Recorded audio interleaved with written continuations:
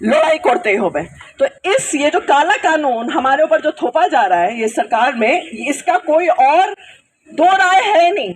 इसके लिए हर प्लेटफॉर्म में जो मिलेगा लड़ेगा। जब ये एनआरसी जो आंदोलन जीवी थे उन सबके साथ किया, दिल्ली में भी लड़ाई की, पार्क सर्कल से लेके खिदरपुर कहाँ वसीम कपूर जी भी जब जीवित थे, when he was alive, we were doing anti-NRC protests all across Calcutta। तो एटाई लड़ाई चलবে।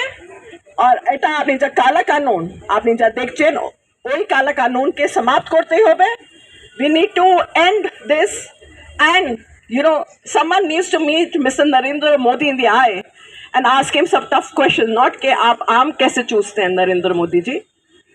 এটা আপনার জব, এটা আপনার कार्य कि जिज्ञासा करते ही होबे everybody, and I am requesting all of you, my friends in the media, you need to ask some really tough questions to the powers at stake. They're ruining the cultural fabric of our country. They're ruining the secular thread of our country, and there's not a single voice who can ask them tough questions. You need to ask them. You need to resist them. We are resisting them. We are activists. We are resisting them at every platform. जो हमें platform मिल रहा है हम resist कर रहे हैं। Media में बोल रहे हैं हम लोग बकायदा। पिछले जब से ये 7-8 साल 6-7 साल से, कोरोना काल से पहले जब एनआरसी लागू हो रहा था ये असम में, उस वक्त हमने ये निकाला। नाउ आप ये समझ लिए जो मजाक भारत के नागरिकों के ऊपर डाला जा रहा है, it is to other certain communities. Other मतलब कि आप जो न्यूरेमबर्ग लॉ जब पास हो रहा था जर्मनी में, तो कौन बने थे देश के दुश्मन? जू कम्युनिटी, यहूदी जो कम्युनिटी होती है, यहूदी कौम होती है, उनको अदराइजेशन कर दिया गया था, that you are the others. तो মানুষকে নিপীড়ন করতে চাইছে, তারা পরাজিত হোক এবং নতুন যে ধর্মনিরপেক্ষ সরকার আসবে তারা এই সিএ 2019 আইনটিকে সম্পূর্ণভাবে বাতিল করে আমাদের দেশের সংবিধান সম্মতভাবে ধর্মনিরপেক্ষ নাগরিকত্ব আইনকে আবার পুনর্বহাল করবে, এই প্রত্যাশা আমরা রাখি আমাদের দেশের ধর্মনিরপেক্ষ যে বিরোধী পক্ষ আছে তাদের প্রত্যেকের কাছ থেকে। এরপরে আমরা আমাদের এই সংবাদ সম্মেলনে বক্তব্য রাখবেন সিপিআইএম এর দক্ষিণ কলকাতার প্রার্থী সায়রা শাহ হালিম। আমি সায়রা শাহ হালিমকে I request Saira Shah Halim to place our views in this media conference. তারা এইসব বকে যাচ্ছে, তো তাদের দেখুন একটা কথা আপনাদের আমি বলে রাখি, ভোটের আগে কথাটা বলা উচিত কিনা আমি জানি না।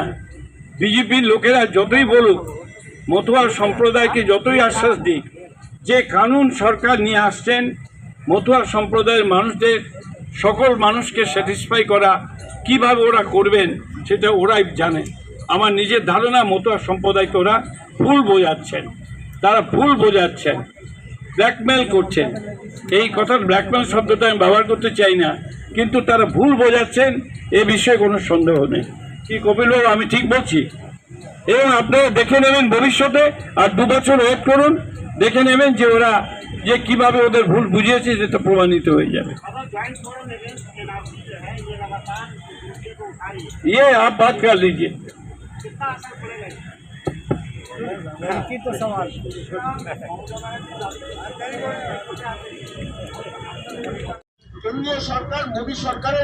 এটা বাস্তবে রূপায়িত হবে না। কথাটা শুনুন না, এনআরসি কি জানেন? আমাদের দেশের লোকেরা জানে এনআরসি কি? যে যেমন পারছে তেমনি বুঝিয়ে দিচ্ছে। একে বলছে তুমি অ্যাপ্লাই করো, ওকে বলছে তাকে অ্যাপ্লাই করো। কিসের জন্য অ্যাপ্লাই? কিসের জন্য অ্যাপ্লাই করবে? কার জন্য অ্যাপ্লাই করবে? কোনো অ্যাপ্লাই করার কোনো ব্যাপার নাই। যারা ভারতবর্ষে বাস করছে প্রত্যেকেই ভারতের নাগরিক। সবাইকে বলছে যে আমি